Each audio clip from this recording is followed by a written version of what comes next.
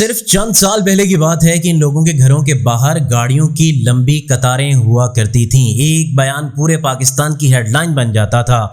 T V channels ان کی ایک جھلک کے لیے بےتاب رہتے تھے، لیکن آج نہ جلسے ہیں، نہ ہجوم، نہ ٹی وی پر وہی اہمیت اور نہ وہ سیاسی اثر و رسوخ۔ آخر ایسا کیا ہوا کہ یہ صرف اقتدار کے جانے کا اثر تھا یا پھر عوام نے اپنا فیصلہ سنا دیا؟ آج کی ویڈیو میں ہم انہی بڑے سیاسی ناموں کا جائزہ لیں گے جو ایک وقت میں تحریک انصاف کی طاقت سمجھے جاتے تھے مگر بعد میں الگ راستہ اختیار کیا۔ آج ان کی سیاسی حیثیت کیا ہے، آئیے ایک ایک کر کے دیکھتے ہیں۔ پاکستان کی سیاست میں وفاداریاں تبدیل کرنا کوئی نئی بات نہیں۔ ہر دور میں سیاستدان جماعتیں تبدیل کرتے رہتے ہیں، بعض کے فیصلے کامیاب ہوتے ہیں اور بعض کے نہیں بھی ہوتے، لیکن 2022 کے بعد جو سیاسی منظرنامہ بنا اس نے کئی بڑے ناموں کے مستقبل پر سوالات کھڑے کر دیے۔ سب سے پہلے بات کرتے ہیں پرویز خٹک کی۔ یہ وہ شخصیت تھیں جنہیں عمران خان نے خیبر پختونخوا کا وزیر اعلیٰ بنایا، 5 سال تک صوبے کی قیادت کی، پھر وفاقی وزیر دفاع بنے اور ایک وقت تھا جب انہیں تحریک انصاف کے طاقتور ترین رہنماؤں میں شمار کیا جاتا تھا۔ بعد میں انہوں نے نئی سیاسی راہ اختیار کی، لیکن آج اگر قومی سیاست پر نظر ڈالیں تو ان کی میڈیا موجودگی اور سیاسی سرگرمیاں پہلے جیسی نمایاں دکھائی نہیں دیتی۔ یہ حقیقت میں ہمیں یاد دلاتی ہے کہ اقتدار ہمیشہ مستقل نہیں رہتا۔ دوسرا بڑا نام تھا محمود خان کا۔ وزیر اعلیٰ خیبر پختونخوا کی حیثیت سے انہوں نے کئی برس حکومت چلائی۔ اس وقت وہ صوبائی سیاست کے اہم ترین چہروں میں شامل تھے، لیکن آج صوبے کی سیاست میں نئے چہرے سامنے آ چکے ہیں، جبکہ محمود خان پہلے جیسی سیاسی مرکزیت نہیں رکھتے۔ تیسرا نام فردوس عاشق اعوان کا ہے۔ پاکستان کی سیاست میں ان کا سفر مختلف جماعتوں سے گزرا۔ تحریک انصاف کی حکومت میں وہ حکومتی موقف کی سب سے نمایاں آوازوں میں سے ایک تھیں۔ بعد ازاں انہوں نے بھی سیاسی راستہ بدل لیا۔ آج ان کی میڈیا پر موجودگی اور سیاسی سرگرمیاں پہلے کے مقابلے میں کہیں کم دکھائی دیتی ہیں۔ اس کے بعد آتے ہیں غلام سرور خان پر۔ وفاقی وزیر کے طور پر وہ ایک نمایاں شخصیت تھے، ان کے بیانات قومی خبروں کا حصہ بنتے تھے۔ آج ان کی سیاسی سرگرمیاں محدود دکھائی دیتی ہیں، اور یہی سیاست کا دوسرا رخ ہے کہ عوامی توجہ وقت کے ساتھ تبدیل ہوتی رہتی ہے۔ پھر نام آتا ہے شوکت ترین کا۔ ملک کے معروف معاشی ماہر اور سابق وزیر خزانہ، ان کے ذمہ معیشت جیسے اہم شعبے کی ذمہ داری تھی۔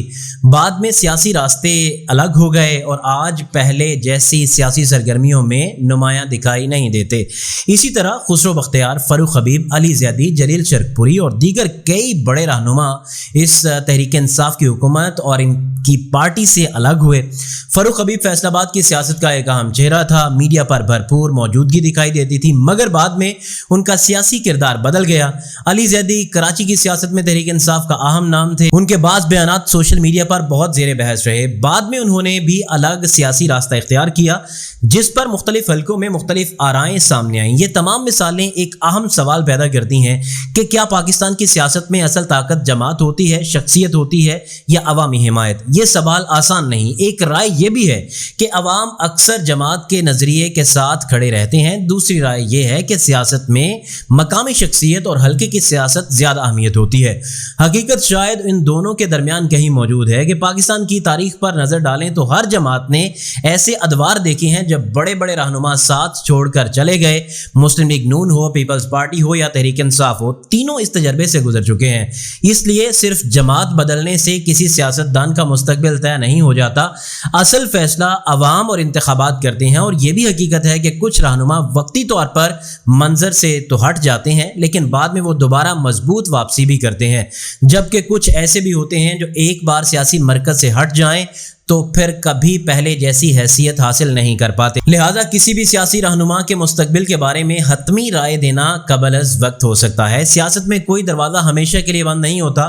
آج جو طاقتور ہے کل کمزور بھی ہو سکتا ہے، اور جو آج خاموش ہے کل دوبارہ خبروں کی زینت بھی بن سکتا ہے۔ اب فیصلہ آپ نے کرنا ہے۔ آپ کے خیال میں ان رہنماؤں نے جو فیصلے کیے کیا وہ درست تھے یا غلط؟ کیا یہ صرف حالات کا تقاضا تھا یا پھر عوام نے ان فیصلوں کو قبول ہی نہیں کیا؟ اپنی رائے کامنٹ سیکشن میں لازمی کریں، لیکن دلیل اور احترام کے ساتھ، کیونکہ اختلاف رائے ہی جمہوری معاشرے کی اصل خوبصورتی ہے۔